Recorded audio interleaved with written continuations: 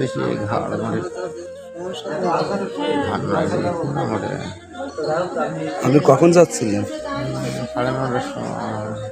আপনার কাছে টাকা পয়সা ছিল না? 5 লাখ টাকা আলাদা করতে এই বান্ডিল বান্ডিল নিলে আর ছোটো কোনো টাকা খুচরো ছিল আলাদা করছিলাম। ওই টাকাগুলো নিয়ে কাউকে চিনতে পারছেন?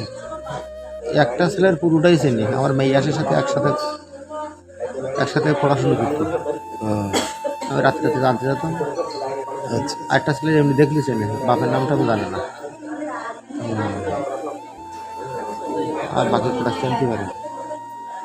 5 লাখ টাকার মতো নিয়ে গেছে। না, 5 লাখ টাকা বান্ধা ছিল, 50,000 টাকা করি। হ্যাঁ, বাড়ির বান্ধা ছিল 5 লাখ টাকা। মানে আমি 4.5 দিয়ে পর্যন্ত কালকে 6,61,000 টাকা আমি ব্যাংকে দিয়েছি। আচ্ছা, আর তারপরে যে টাকা উঠেছে এই টাকা দিতে পারিনি, ব্যাংকে জাকির নিয়ে গেছে।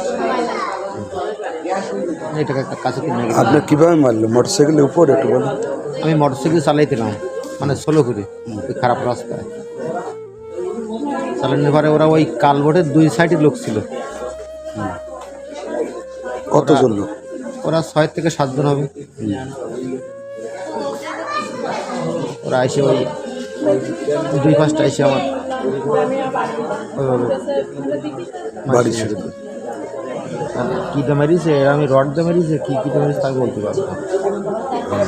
ওই তারপরে আপনি অচেতন হয়েছেন? হ্যাঁ, আমি তারপরে বলতে পারি না।